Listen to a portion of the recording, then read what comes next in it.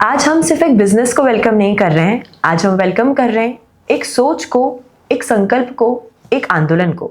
जब भी टेक्सटाइल की बात होती है, सूरत का नाम आता है, जयपुर की पहचान होती है, लेकिन आज एक विजन है जो कह रहा है कि देश का सबसे स्वच्छ शहर इंदौर भी देश का अगला टेक्सटाइल हब बनेगा। सिर्फ एक कंपनी खड़ी करने के लिए नहीं, बल्कि हजारों छोटे व्यापारियों को एक प्लेटफॉर्म, एक पहचान और एक ताकत देने के लिए।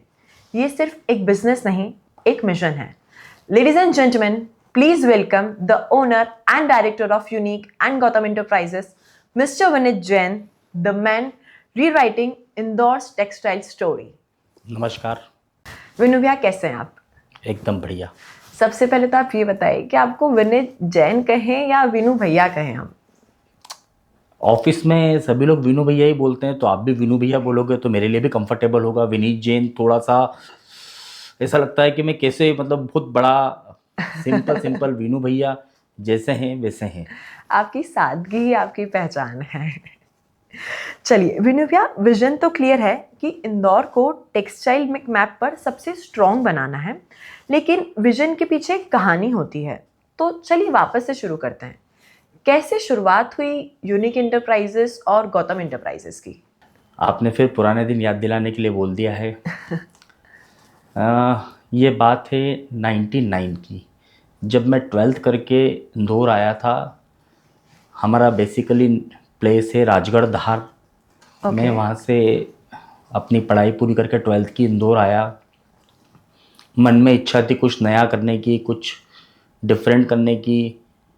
मैंने सीए फाउंडेशन का कोर्स करने की सोची। सीए करने गया मैं सीए में 2 बार फेल हुआ। अच्छा। फाउंडेशन में 200 मार्क्स मिनिमम लगते थे। फर्स्ट टाइम मुझे 199 मार्क्स आए, सब में पास हुआ। ओह गॉड। सेकेंड टाइम मुझे 216 मार्क्स आए, इकोनॉमिक्स में 39 आए। उसमें मैंने एक बहुत विशेष चीज़ सीखी। जब हम राजगढ़ में थे तो हम 3-4 फ्रेंड्स थे, तो स्कूल था, तो बस वहाँ पे कभी टीचर्स इसको फर्स्ट, कभी उसको फर्स्ट, कभी इसको फर्स्ट, तो अपने को लगता था अपन तो फर्स्ट है, अपन लास्ट कभी थे ही नहीं। जब नाटा इंस्टीट्यूट के अंदर क्लासेस करी तो मुझे लगा मेरी तो ज़मीन खिसक गई, मैं तो लास्ट ही हूँ, फर्स्ट हुई नहीं। मैंने वहाँ से एक बहुत विशेष चीज़ सीखी, कंपटीशन करना। कंपटीशन जीवन में कैसे किया जाता है, वो विशेष चीज़ मैंने नाटा से सीखी। उसके बाद में भाई सीए में तो फेल हो गए, अब क्या? अब घर वाले बुला लेंगे।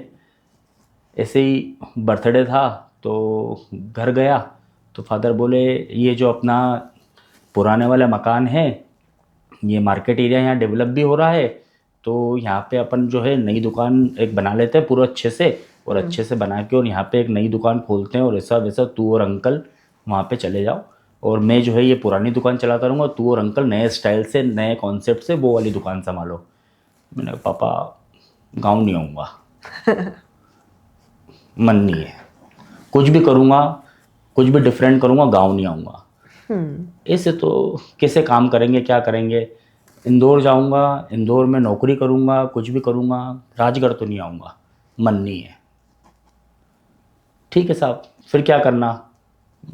इंदौर जाके कपड़े की दुकान खोलेंगे, इंदौर में अपन बिजनेस करेंगे। पापा अंकल का भी सपना था। ठीक है, अपना इतना बड़ा बिजनेस फैला हुआ है गांव में, मैं तो आ नहीं सकता। मैंने कब बोला आप आओ, मैं और अंकल जाते हैं और काम की शुरुआत करते हैं। अच्छा। तो 27 सितंबर 2003 हम लोगों ने यूनिक एंटरप्राइज की शुरुआत करी थी उस समय। अच्छा।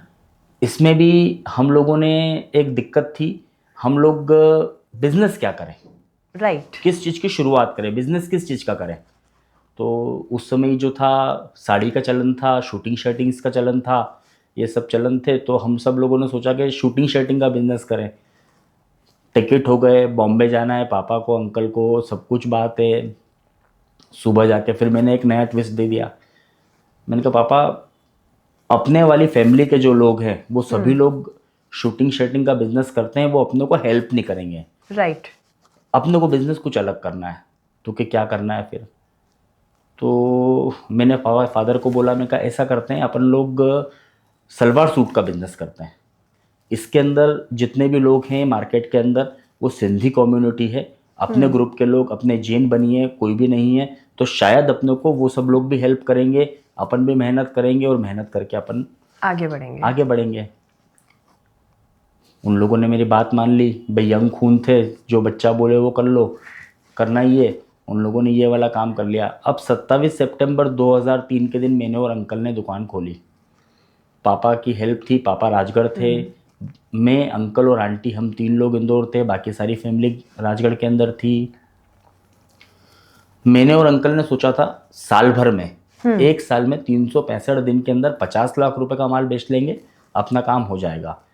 अब 27 सितंबर 2003 से लेके 31 मार्च 2004 तक, यानी अप्रोक्स मोटा मोटी 6 महीने होते हैं। हाँ। ये 6 महीने में इस हिसाब से होना चाहिए 25 लाख रुपए का सेल। हाँ, राइट। सोशल मीडिया पे बता देता हूँ, चलो, हम लोगों ने उस 6 महीने में 65 लाख रुपए का माल बेचा था। क्या बात कर रहे हैं। प्रियांशी, जिसे बोलते हैं ना एक चलती ट्रेन में बैठना, हाँ। तो मेरे भैरू जी ने मुझे चलती ट्रेन में बिठाया।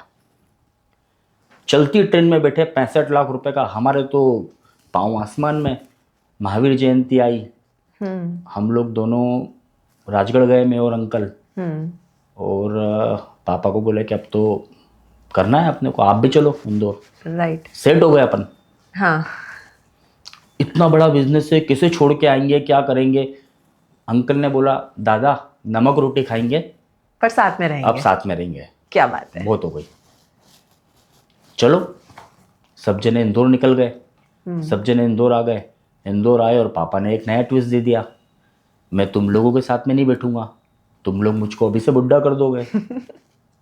अंकल का, गोलू भाई जो है हमारे अंकल का बेटा, और मैं, हम दोनों लोग हमारे लिए नया बिजनेस देखेंगे। गोलू भाई उसमें 11th-12th के अंदर होंगे कि वो स्कूल से आएगा और मेरी हेल्प कर दिया करेगा, और मैं मेरे हिसाब से एक नया बिजनेस देखता हूँ और नया बिजनेस करेंगे। अच्छा। फिर वही बात, अब क्या करना, काय की दुकान खोलना, फिर वही दिक्कत, फिर वही बात।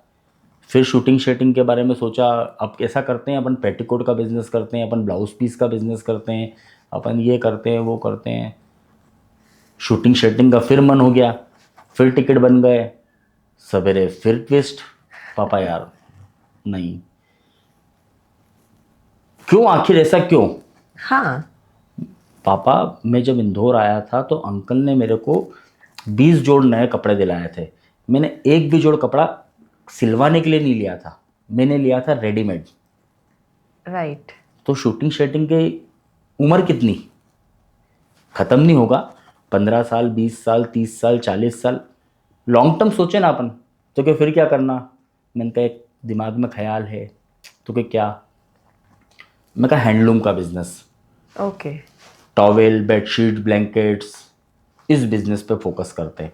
इस बिज़नेस में मंडियाँ बहुत दूर दूर होती है, साल में एक बार जाना रहता है, इतना आपको जर्नी भी नहीं करना रहेगा, ऐसा वैसा। गोलू भी छोटा है अभी, गोलू भी आके ज्वाइन कर लेगा, ऐसा वैसा आप लोगों को हेल्प रहेगी।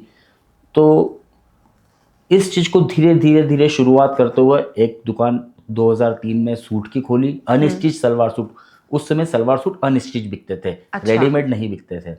और ओके। एक दुकान 2004 में 20 अगस्त 2004 को खुली, वो हैंडलूम की खुली, ओके, जो गौतम जो एंटरप्राइजेस के गौतम नाम से एंटरप्राइज के जानी नाम से जाती है। है। ये हमारी छोटी सी जर्नी है, यहाँ से आज मेहनत करते गए और कारवां आगे बढ़ता गया, और बाकी सब आप लोग देख ही रहे हैं क्या है। क्या बात है सर। तो सर, जैसे कि इंदौर में जो टेक्सटाइल का मार्केट है, इंदौर में नहीं, पूरे इंडिया में जो टेक्सटाइल का मार्केट है वो करीब 1.5 से 2 लाख करोड़ का मार्केट है। तो उसमें आप जो हमारे टेक्सटाइल के स्मॉल बिजनेस ओनर्स हैं, जो स्पेशली इंदौर एमपी रीजन में, आप उनको क्या कहना चाहेंगे। जनरली इंसान क्या सोचता है, प्रियांशी मैम, उसके जेब में ना पैसा होता है, तो उसे लगता है कि मैं इंदौर में जाऊंगा तो मुझे महंगा मिलेगा, ऐसा मिलेगा, वैसा मिलेगा। मैं सूरत जाऊं, मैं कलकत्ता जाऊं, मैं जयपुर जाऊं, मैं बॉम्बे जाऊं। अरे भाई, तुम्हारे को कितने का माल लेना है, 50,000 का, लाख रुपए का। आप 50,000 लाख रुपए का माल लेने के लिए सूरत जा रहे हो, आपको खर्चा कितना लग रहा है, और आप 50,000 लाख रुपए के अंदर भी आप मैन्युफैक्चरर के पास तो पहुंच ही नहीं पा रहे हो, वहां पे भी आप किसी ट्रेडर के पास ही पहुंच पा रहे हो ना। राइट। मैन्युफैक्चरर आपको पर डिज़ाइन 12 पीस, 16 पीस, 24 पीस से कम देगा नहीं। अब आपकी सेल ही नहीं है। और हाँ। यहीं मैं छोटे बिजनेस ऑनर को, मीडियम बिजनेस ऑनर को सिर्फ एक बात बोलूँगा, सिर्फ 25,000 रुपये लेके, सिर्फ 25-30 हज़ार रुपये लेके आओ। मेरा दावा है इस 25-30 हज़ार से आपकी मेरी दोस्ती 25-30 लाख पे पर ईयर, 25-30 करोड़ पे, अगर आपकी मेहनत और मेरे प्रयास में ताकत रही तो, और अपन दोनों के ऊपर अपने भैरू जी की कृपा रही तो। क्या बात है। तो क्या 25,000 में एक बिजनेस अगर एथनिक वेयर या हैंडलूम का कोई स्टार्ट करना चाहे तो वो कर सकता है? 100%। हम लोगों ने कितने से करी थी? बहुत छोटे से स्केल से बिजनेस शुरुआत करी थी, छोटी सी पूंजी थी। मैंने मेरे पहले वीडियो में भी ये बात बताई हुई है, छोटी सी पूंजी थी, छोटी सी पूंजी के अंदर बार बार माल खत्म होता था। अभी तो एसी के बिना सफ़र नहीं करते, उस समय तो जब कोई एसी नहीं, स्लीपर नहीं, जो हो जिसमें हो, बस हो तो बस, जो हो जैसे हो वैसे, अंकल दौड़ लगाते थे, माल लेके आते थे, यहाँ पे आते थे, मैं माल बेचता था, फिर ख़त्म हो गया, फिर पैसा इकट्ठा करा। तो शुरुआत तो ऐसे ही होती है। क्या आप ये सोचते हैं कि एक साथ 25 करोड़ रुपए लगा देंगे और अपनी दुकान चल पड़ेगी? ऐसे नहीं होता है। हर शुरुआत स्लो ही होती है, धीरे धीरे होती है, और उसी हिसाब से टाइम लेती है, और टाइम के साथ में सब चीज़ सही होती जाती है। तो क्या आप ये कहना चाहते हैं कि जितने भी स्मॉल या मीडियम बिजनेस ओनर्स हैं उनको हमेशा छोटे से शुरुआत करके धीरे धीरे आगे बढ़ना चाहिए? बिल्कुल, वैसे ही आगे बढ़ना चाहिए। आप अपनी टीम को क्या देते हैं, सैलरी या मोटिवेशन? ये ट्रिकी क्वेश्चन क्यों पूछ रही है मुझसे? आपके हिसाब से मैं मेरी टीम को क्या देता हूँ? आई थिंक सैलरी तो बेसिक है। सैलरी तो बेसिक है। मैं मेरी टीम को देता हूँ रिस्पॉन्सिबिलिटी। अच्छा। अगर टीम के मन में, अगर मेरी यहाँ पे काम करने वाले जितने भी, अभी मेरे पास में लगभग 50, अराउंड 50 लोगों का स्टाफ है, उन लोगों के मन में ये बात आ जाए कि ये शॉप मेरी है, ये दुकान मेरी है, मेरे घर की रोटी इससे जुड़ी हुई है, तो क्या चेंज आता है। मतलब मैं आपको सिंपल भाषा में समझाऊं, किसी कस्टमर को मैंने दिया है मेरी टीम को, और मुझे ये फील आ जाए कि इस कस्टमर को, जनरली फील क्या आता है, जनरली फील ये आता है कि इस ग्राहक को 1 लाख का माल दिया है, और अगर अपन बैठते इस ग्राहक में तो यार अपन उसको 1.25 लाख का माल दे देते हैं। हाँ। लेकिन अगर अपने को ये फील आ जाए अपने को कि यार अपनी टीम ने, ये ग्राहक 25,000 का माल लेने वाला था, इसको यार 1 लाख का माल दे दिया, राइट। तो जब अपनी टीम को अपन इस तरीके से बात करेंगे कि यार ये तेरी शॉप है, तेरे को समझना है, इसकी सक्सेस, इसका फेल्योर तुझसे जुड़ा हुआ है, तो जो काम का तरीका होता है, जो चीज़ निकल के आती है, वो उसकी बात ही अलग रहती है। और अपन नहीं, तुम ऐसा मत करो, तुम वैसा मत करो, तुम ऐसा करो, तुम ये करो, तुम वो करो, तो उससे कभी भी रिजल्ट नहीं आता है। अगर आपको रिजल्ट चाहिए तो आपको आपकी टीम को रिस्पॉन्सिबिलिटी देना पड़ेगी। सैलरी तो बेसिक है, सैलरी उनको उनका घर चलाना है, सैलरी देना पड़ेगी।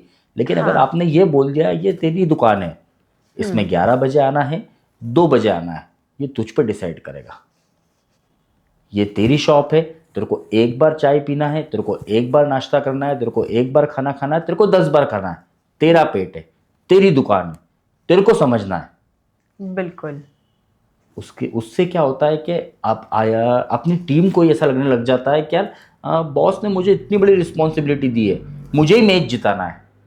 तो उसके बाद क्या होता है कि यार वो हर कस्टमर के पीछे इतनी जान लगाते हैं, और एक्चुअली हम लोग बहुत भाग्यशाली है, हमारी टीम दी बेस्ट है। क्या बात है। The best. मैं सोशली सबके सामने ये बहुत गर्व से मैं बोल सकता हूँ कि यहाँ पे एक बात और है। जनरली क्या होता है मार्केट्स के अंदर, जब कहीं सुनते हैं तो जब किसी और दुकान का स्टाफ हमें आके किसी उसके मालिक की, उसके ऑनर की बुराई करता है, ये फादर ने, अंकल ने, मैंने और दोनों गोलू भाई, मोनू भाई, किसी के लिए भी कहीं से भी मेरी टीम के मुंह से नहीं सुना। ये मेरे लिए बहुत बड़ी बात है। मतलब मैं आपको बहुत इजी शब्दों में ये बात बताऊं तो अपनी टीम जो होती वो हमेशा बोलती हमारे भैया सबसे अच्छे। हाँ। तो ये रिस्पॉन्सिबिलिटी देने से ही आई है, जब उनको ये महसूस करा दिया कि ये आप ही की शॉप है। बिल्कुल। मैं यहाँ पे चौकीदार हूँ, तुम मालिक हो। और हमेशा कोई कस्टमर भी आते हैं तो मैं प्रमोट भी यही करता हूँ कि साहब यही मालिक है, मैं तो सिर्फ मैनेजमेंट देखता हूँ। उससे क्या बड़ा बात फ़ायदा है। होता है। उनको वो और अपनापन मैं फील होता है। और मैं सारे लोगों को भी यही बात बताना चाहूँगा, अपने दुकान के अंदर काम करने वाले स्टाफ को स्टाफ ना समझें, उनको अपना भाई समझें, उनको अपनी बहन समझें, उनको दुकान का मालिक बनाएं, तो जो रिजल्ट आएगा ना वो ग्रास्टिक आएगा। सर इसी बात से मैं एक और बात जानना चाहूँगी कि आप बॉस बनकर ऑर्डर देना ज़्यादा प्रेफर करेंगे, या हमारे स्मॉल बिजनेस ओनर्स को आप क्या कहेंगे कि आप बॉस बनकर ऑर्डर देना ज़्यादा बेस्ट है या लीडर बनकर उनको इंस्पायर करना? 2003 में प्रियांशी मेरी एज थी 20 साल।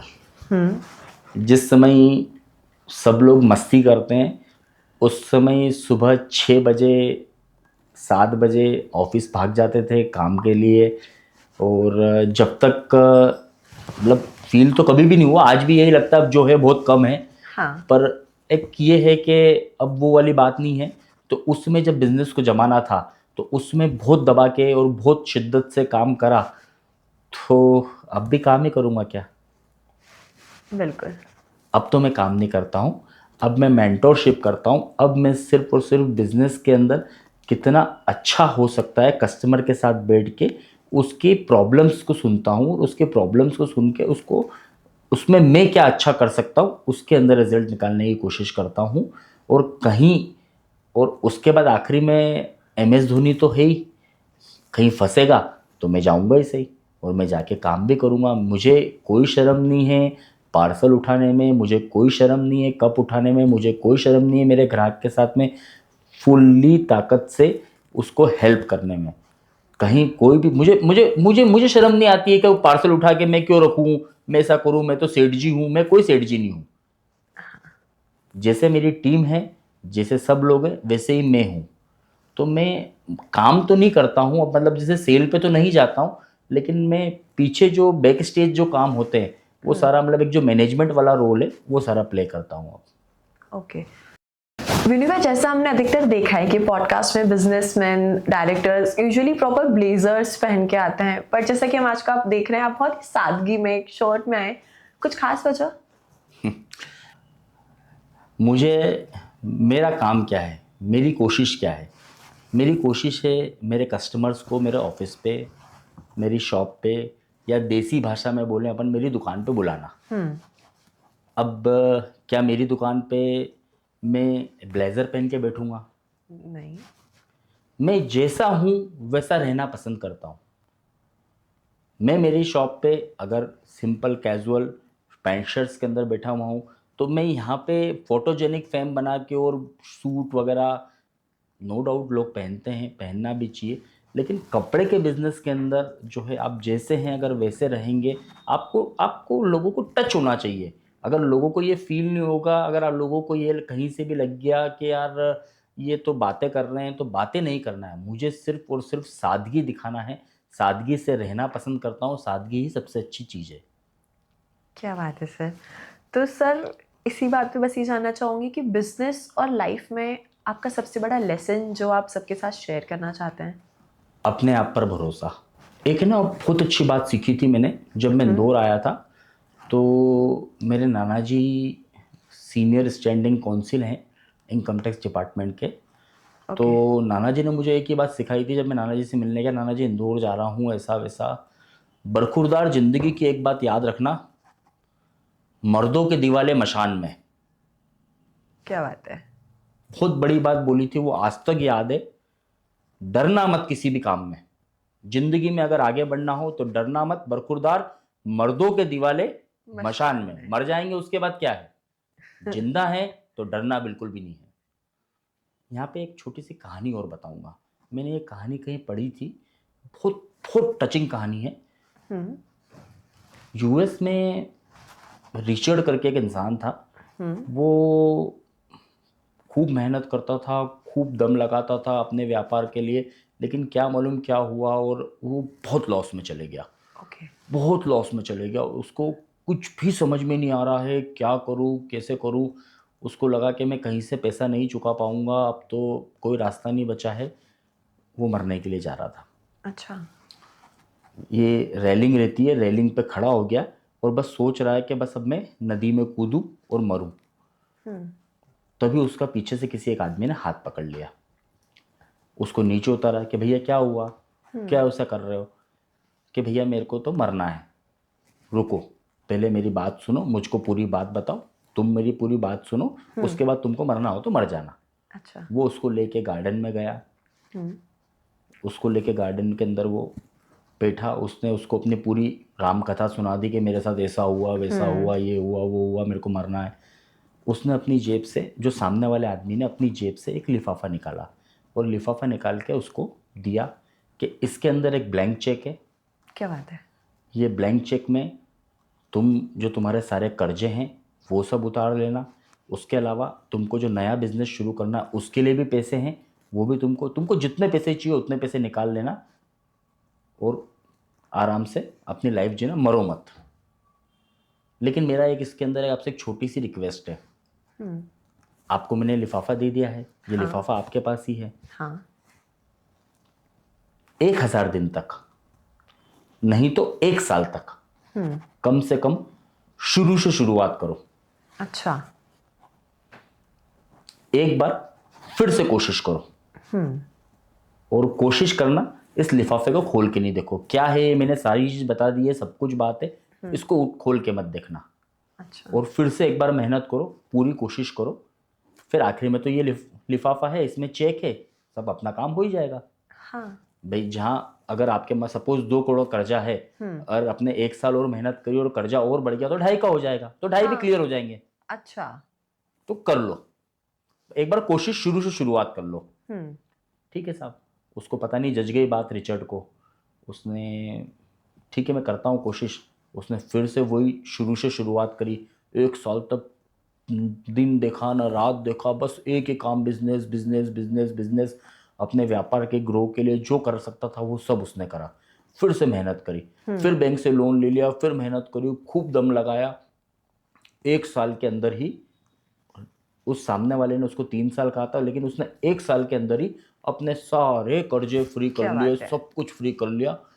और वो तो खुश हो गया। अब उसको लगा कि यार मेरे को इनको थैंक यू बोलना और इनको इनका चेक वापस करना है। हाँ। अच्छा, उसने ये भी कहा था कि जब भी कभी ऐसा हो तो मैं यहीं गार्डन के अंदर तुमको बैठा हुआ मिल जाऊंगा, तुम मुझसे आके मिल लेना। अच्छा। ठीक है साहब। अब वो तो अच्छा पैसे वाला हो गया रिचर्ड, वो गया कि मैं उसको थैंक यू बोलूँ। वो गया, वो गार्डन के अंदर उसी जगह पे जाकर घूम ढूंढ रहा है उसको, कहाँ है क्या है।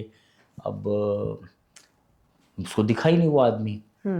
आधे घंटे बैठे रहने के बाद में उसको कहीं वो आदमी दिखा। अब वो जैसे उस आदमी को दिखा तो उसको 4 लोग पकड़ के ले जा रहे थे कहीं। अच्छा। वो भागा भागा गया, रिचर्ड क्यों पकड़ रहे हो उनको, क्या हो गया, क्यों पकड़ रहे हो इनको? अरे भैया ये पागल खाने से भागा हुआ आदमी है, ये पागल है, ये सबको ऐसा बेवकूफ़ बनाता, सबको बोलता ये लिफाफा लो, मेरे इसमें ब्लैंक चेक है, चाहिए उतनी रकम भर लेना, ऐसा कर लेना वैसा कर लेना, सबको पागल बनाता है। ओह गॉड। कहानी का सारांश ये है प्रियांशी, रिचर्ड ने सिर्फ अपने आप पर भरोसा रखा और अपनी कोशिश फिर से करी। मर जाता तो मर जाता, लेकिन बिल्कुल। उसने कोशिश करी और कोशिश करी तो वो इतना कामयाब हो गया। तो सफलता का कोई शॉर्टकट नहीं होता है, करे जाओ अपने आप मिल जाती है। क्या बात है। विनू भैया, आपके हिसाब से बिजनेस और लाइफ में सबसे आसान काम क्या है? सबसे आसान काम आपके हिसाब से क्या हो सकता है? ABCD लिखना। बिल्कुल सही। ABCD लिखना, 1 2 3 4 लिखना सबसे आसान काम है। छोटे बच्चे सीखते हैं। हाँ। खुद सीख पाते हैं? नहीं। बात समझो प्रियांशी, सबसे आसान काम आपने और मैंने दोनों ने बानी ABCD लिखना है, 1 2 3 4 लिखना है। लेकिन उसके लिए भी बच्चे जो हैं टीचर के पास जाते हैं। राइट। यही चीज होती है बिजनेस के अंदर। चाहे आपका लेवल हो, चाहे मेरा लेवल हो, चाहे छोटे बिजनेस ओनर का लेवल हो, आपको अगर सीखने की ललक खत्म हो गई, हाँ। अगर आपको टीचर से मतलब, जैसे क्या होता है, मैं कई बार फील करता हूँ जब मेरी शॉप पे कोई कस्टमर आया और उसके जेब में पॉकेट में पैसा है तो वो अपने आप अलग स्वैग में रहता है उसे लगता है कि मैं तो सब कुछ है, मेरे पास पैसा है। ऐसा नहीं होता है। आपसे अधिक समझदार आप मेरी टीम है, मैं हूं। अगर आप हमसे सीखेंगे, हम भी कहीं सीखते हैं। हाँ। हम भी कहीं जब परचेस करने जाते थे तो हम जो वहाँ पे जिन लोगों से माल खरीदते थे, वहाँ पे जो हमको माल दिखाने वाला बंदा है उससे भी सीख रहे हैं। यार तेरे हिसाब से इसमें दोनों में से कौन सी डिज़ाइन सबसे अच्छी है? अब वो मुझे क्या बोलेगा, सर ये बहुत अच्छी, सर ये बहुत अच्छी, ठीक है चलो ये दे दो। मैंने उससे सीखा। बिल्कुल। तो क्या होता है, आपको ये सोच बन जाए कि यार हमको सब कुछ आता है, वहीं से आपकी रुकावट शुरू होती है, गिरावट शुरू होती है। और वहीं अगर आपने ये सोचा कि नहीं मुझे सीखना है, मुझे बिल्कुल। पूछना है, जो मुझे माल दिखा रहा है उससे पूछ के उसके साथ में उसकी हेल्प लेके काम करूं, 1000% अगर आप माल लेके गए हो वो 1 महीने में बिकने वाला हो तो वो 20 दिन में बिक जाएगा। बिल्कुल सही बात है। तो जैसे अभी आपने बात कही, तो उससे मैं एक और बात आपसे पूछना चाहूँगी कि जो हमारे जितने भी स्मॉल बिजनेस ओनर्स और रिटेलर्स हैं, अधिकतर परचेसिंग के टाइम पर वो क्या बड़ी मिस्टेक करते हैं जो उन्हें नहीं करनी चाहिए? एक्चुअली क्या होता है, एक प्रोसेस है। जनरली जो महीने 2 महीने 6 महीने के अंदर दुकान खोलते हैं और बिजनेस बंद कर देते हैं, तो उसके पीछे जो मेन वजह होती है वो होती है शॉर्ट टेम्पर। उसे ये लगता है कि यार मैंने इतना पैसा लगाया, मुझे रिजल्ट ही नहीं आ रहा है, मुझे ये ही नहीं हो रहा है, मुझे वो नहीं हो रहा है, अरे यार ये तो नहीं चल पाएगा। अरे बिजनेस 1000 दिन मांगता है। 1000 दिन तक आपको सिर्फ अपने धंधे के अंदर लगाना पड़ेगा, या आपने जो लगाया हुआ है उसको ही रिफिल करना पड़ेगा। उस 1000 दिन के बाद में फिर आप बिजनेस से कुछ निकाल सकते हो। शुरू में अगर आप सोच रहे हो कि मैं निकालते जाऊं करते जाऊं, तो ऐसे काम नहीं होता है। एक और मिस्टेक होती है। एक बड़ी मिस्टेक ये होती है, आपने शुरू में आप आए, आपने अपनी दुकान खोली, आपने 50,000 रुपये का माल खरीदा। मैं ये लेडीज बिजनेस ओनर की बात कर रहा हूँ। हाँ। Sorry, you are also ladies, girl. क्या होता है, दिन दिन भर, मैं कई बार ये बात सब लोगों से शेयर करता हूँ, दिन दिन भर ऐसा होगा कि आप तो सूट लेके आए हो, आप 50,000 का सूट लेके आए हो, उसमें आपने पानी मिलाया है अपना, अपने प्रॉफिट ऑफ मार्जिन को जोड़ के उसको 80-85,000 90,000 का बना दिया है आपने। अब दिन दिन भर आपके साथ में ऐसा होगा कि कोई कस्टमर ही नहीं आएगा। जो कस्टमर आएगा, आप साड़ी नहीं रखते हो, आप नाइट ड्रेस नहीं रखते हो, आप अंडरगारमेंट्स नहीं रखते हो, आप हैंडलूम नहीं रखते हो, आप ये नहीं रखते हो, XYZ तरह तरह की बातें करेगा। लेडीज का माइंडसेट, अरे बाप रे अब क्या होगा, लपक के वो टेंशन में। अब वो जो एक बड़ी मिस्टेक करती है, वो बड़ी मिस्टेक ये करती है, जैसे ही उसका हस्बैंड, उसका भाई, उसका फादर घर पे आया, और जैसे ही वो खाने के अंदर, खाने की टेबल पे बैठा हुआ है, उसी समय वो कचरा जो है उसके दिमाग में डालेगी।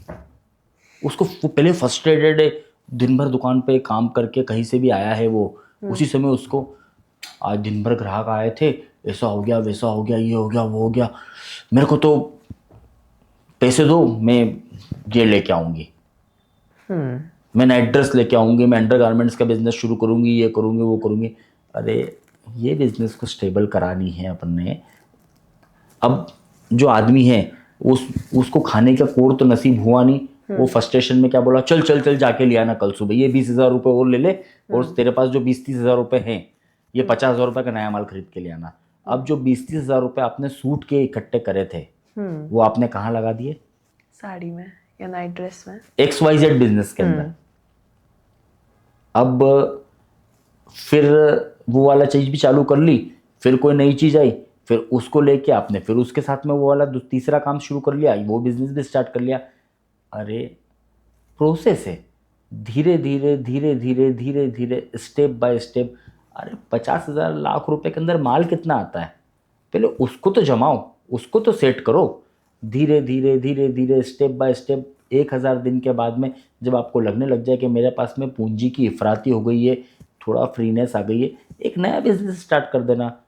इस पैसे को लगा के कहीं और लगाना, वो कोई समझदारी थोड़ी है। यही गलती हर दुकानदार करता है, एक आम लोग करते हैं, और यहीं से वहाँ डाउनफॉल चालू हो जाता है और फिर दुकान बंद होती है।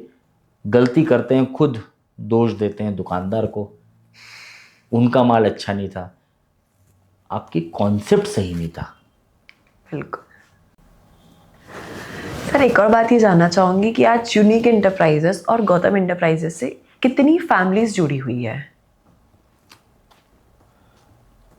मेरे हिसाब से लगभग 4 से 5 हज़ार फैमिली, छोटे बड़े रिटेलर्स, वो सब जुड़े हुए हैं।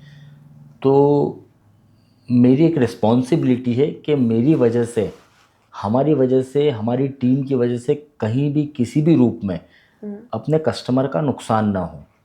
देखो, भैरू जी की कृपा होगी तो दुकान चलेगी, नहीं चलेगी। मैं आपको एक बात बताता हूँ, जनरली लोग क्या करते हैं, कोई पीस लेके माल लेके गया, माल लेके वापस आ गया, उसके पास में नहीं बिका, वो नहीं चला पा रहे हैं, कोई रीज़न आया, कुछ हो गया XYZ, तो आपको क्रेडिट नोट बना के दे देते हैं, आप इसके बदले ये कर लेना, वो कर लेना।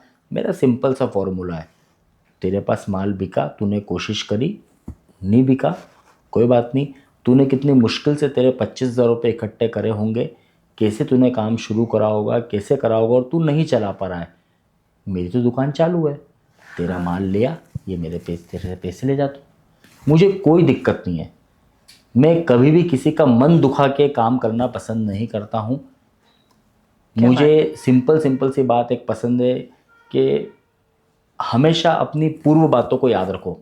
अपनी भी एक दिन यही स्थिति थी, अपन ने भी कैसे आगे बढ़े हैं, slow slow slow slow slow, तो आज ये है, तो इसको आगे बढ़ाने में हेल्प करो। अगर ये बिज़नेस नहीं कर पा रहा है, इससे नहीं हो रहा है, तो इसको बजाय अपने कानून कायदे दिखाने के, इसको हेल्प करो, इसका पैसा तुरंत वापस कर दो।